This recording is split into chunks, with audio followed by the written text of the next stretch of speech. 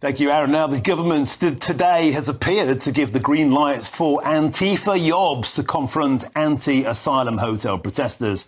The Farnham Borden Labour group shared a flyer for a planned Stand Up to Racism counter-protest in Aldershot this afternoon, calling on activists to, quote, stop the far right. Now, a Labour spokesperson has told GB News this: our governments could be not clearer in the action we're taking to tackle illegal migration or our clear commitments to end the use of asylum hotels. And just this week, we have announced a further £100 million of investment in our border security, supporting up to 300 new National Crime Agency officers. But here's the point. They directly refuse to condemn the use of the word, the quote, far right, or indeed the encouragement of outsiders attending today's counter-protests. Why?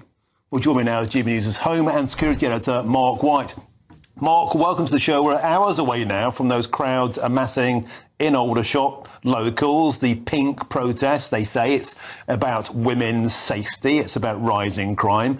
Outsiders from Stand Up to Racism once again are being shipped in, mostly from London, and the locals aren't happy. We've given the Labour Party themselves and the local MP ample opportunity to tell those people to stay away. Mark White, they would not do that. The big question is, why not? Well, they say, of course, they want to facilitate everyone's right to peaceful protest. But the fact is, these self-styled anti-fascist protesters, the counter-protesters, the whole way in which they operate is to turn up the temperature by screaming at the opposing protesters and calling them Nazis and racist scum and alike.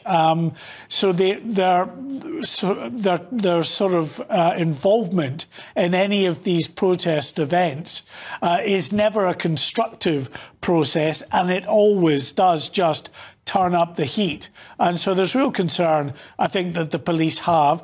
I think it's also concerning that Hampshire Police could not give a firm commitment that they would tell and instruct those, and they have the powers to do that, covering their faces, to uncover their faces, because that clearly can be intimidating for anyone turning up at a protest to see an opposing group with their faces covered, as we often see with these Antifa marches. The Aldershot protest itself is being modelled on the peaceful protest that we saw outside the Britannia Hotel at Canary Wharf over the weekend, where you saw mothers all dressed in pink with their children and other supporters there. For the most part throughout the day, there was a group of masked individuals that turned up later in the day. We don't know exactly which particular affiliation they were aligned to. I think there was a small number of arrests related to that, but certainly that protest by mothers and supporters with their children was very peaceful, and it was about trying to get the message across that there is real concern about the elevated levels of criminality that we're now seeing associated with these migrant hotels up and down the country, and some really high-profile events, some of which are going through the courts and we can't really talk about, but that have brought people out onto the streets to protest, to say they don't want these migrant hotels in their neighbourhood. So that's how the Aldershot protest want to facilitate the event this afternoon. They want it to be peaceful, but every time you get these counter-protesters, you never know just how things might turn out, Martin. And Mark White, I've been speaking to locals, the organisers of this protest earlier on, and they asked local police in Hampshire if they could implement a so-called Section 60AA order. This bans face coverings in public. They wanted that in place because they're very clear they themselves won't be wearing masks. It's a peaceful protest. They wanted the outsiders to have their masks removed by police. The local police have said they respect people's concerns, but they don't think that the threshold has been breached. And Mark, I put it to you again that could appear to be antagonistic. And you can bet your bottom dollar, Mark, if they turn up at the station, we may see scenes like we saw in Epping, where the police are escorting them, marching them in. Aldershot's a military town. Is it really the sensible use of deployment to allow this to happen, Mark White? Yes, I mean, it's a nonsense, really, to have people turning up at a protest with their faces covered. We're not in a COVID emergency anymore. There is no good reason for anyone to be out in public hiding their identity like this, unless specifically they don't want to be identified because they're going to be up to no good. So there's clear concern that people taking to a march like this and a protest like this and then covering up their face might well be involved in some kind of criminality. So the police certainly have the powers to do that. They did it with the Epping protest just recently, you'll remember. They do it pretty regularly in London. And I should say, with regard to London, Martin, it's not just protests that we're seeing in Aldershot today. There's a number around the country and in London, two in particular, that the police will be out in force at, again at the Britannia Hotel in Canary Wharf and also at the Thistle City Hotel in Islington.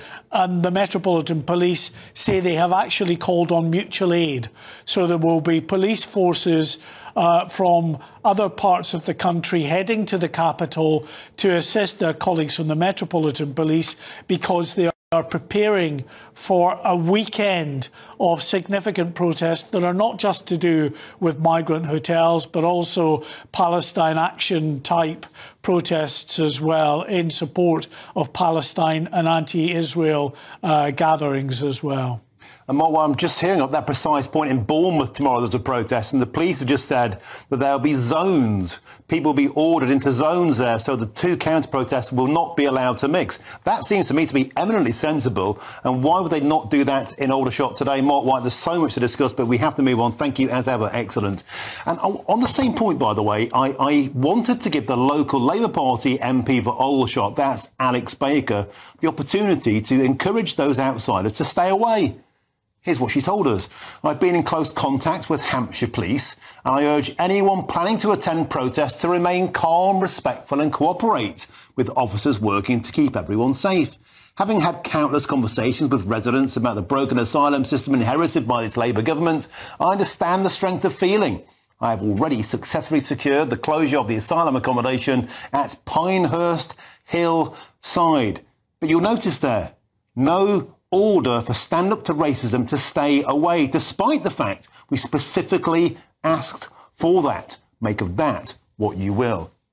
Well, joining me now is the Conservative councillor for Stalybridge, and that's Liam Billington.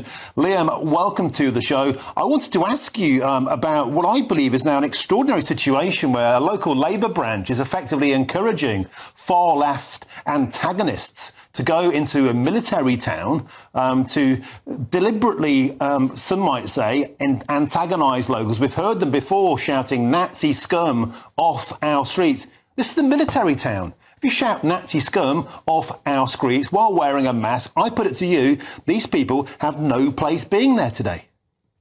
No, they absolutely don't. And, you know, people say that everyone has a right to protest. And, you know, I heard before that you were saying that, you know, you see the Palestinian marches. Now, you've seen on social media, and it's been covered on GB News, if you are pro-Israeli, you are moved out of the area. The police move you on. So it's another example of two-tier policing where they're facilitating these left-wing agitators, and anyone who is on the right is basically treated as second-class citizens, and their views just do not count. But what I will say on this is the mask is slipping for Labour. You know, deep down, this is what they support. They support the destruction of this country.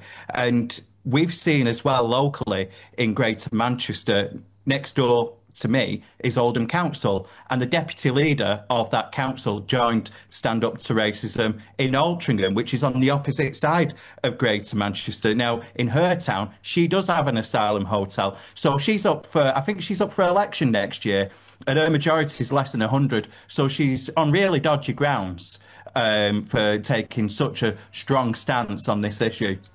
OK, well, obviously she's not here to defend herself, so let's not get too much into that one. But on a broader point, Liam Billington, I think we are now starting to see, aren't we, clear political links between the Labour Party and Stand Up to Racism. It sounds great, doesn't it? It sounds like a great thing. Stand up to racism. Who wouldn't want to do that? Except when the mask slips, as you say.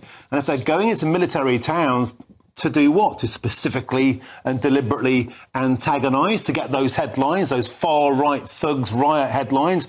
I put it to you, it would simply seem the most sensible option to keep them apart. Yeah, absolutely. What this protest is and what they stand up for, it should be called Stand Up for Marxism, because the vast majority of this country is very tolerant. What people have had enough of is these asylum hotels, whilst people are struggling and, you know, people coming over and just getting a free ride. And that's where the frustration has come from. We are not a racist country, as we know. OK, we have to leave it there. Liam Billington, that's a Conservative councillor for Staleybridge. Thank you very much for joining us on the show today. Let's get my next guest in now to continue this debate. That's the human rights campaigner, Peter Tatchell. Peter, always a pleasure to have you on the show. Of course, you clearly protect people's individual and group collective right to protest. You've lived and breathed that for decades, but is it sometimes sensible to not allow people of such opposing views together at such a sensitive time? Well, as you know, I defend everyone's right to protest, including the rights of people I disagree with to protest. It's a right for everyone. So when it comes to this particular situation, I think that Stand Up to Racism has every right to have a counter-protest. But I reiterate what the Labour MP said. It should be calm, peaceful and respectful.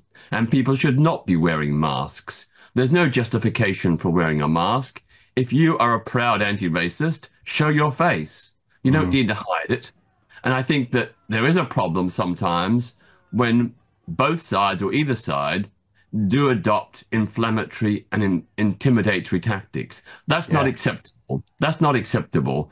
And this protest, the pink protest, I think by the mothers to defend the rights of women and girls, I understand that entirely. I get that.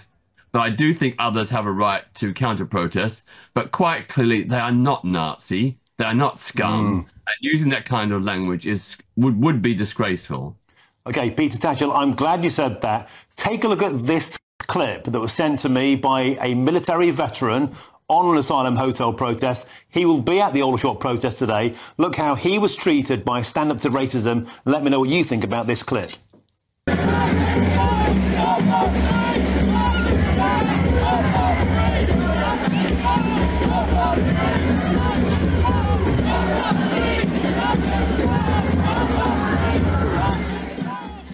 Now, Peter Tatchell shouting Nazi scum off our streets to mothers concerned about safety in a military town where veterans will be present. Their forefathers fought actual Nazis, not Nazis who say hurty things on the internet, real Nazis, the ones that murdered millions of Jews. These people are wearing masks. Their modus operandi is specifically and deliberately inflammatory. Peter Tatchell, once again, can you please condemn this grotesque behaviour? Well, I couldn't hear the audio, but if what you say, it was shouting Nazi scum off our streets, then I don't see any evidence that anyone there was a Nazi. You know, they may have disagreeable views on asylum people, but that is not the same as Nazism. So that's a complete exaggeration, disproportionate and unnecessary. And it actually discredits the just cause of defending legitimate migrants and refugees. I think the whole problem with the campaign against the asylum hostels and hotels is really misjudged, because the protests aren't going to change anything. What's going to change things is if we allow refugees and migrants to work while their claims are being assessed, so they can pay for their own accommodation, get a job, pay tax, pay national insurance, and contribute to the economy. That's the way to go. And also mean we can keep better tabs on them, because if they're employed, we know their employers, we know how to contact them. So that's a much better approach, a much better approach. And I think just being hostile doesn't solve anything. Okay, Peter Tatchell, I was agreeing with you right until the moment you said asylum seekers should be able to work, but of course that would simply roll out the red carpet to the entire world. But Peter Tatchell, sincerely, no, it would, mate, it would, and we have quite enough low-paid jobs in this country as it is. I think that's not the way to go, but look, I'm being told we have to move on. But Peter, sincerely, always a pleasure to have you on the show. Thank you.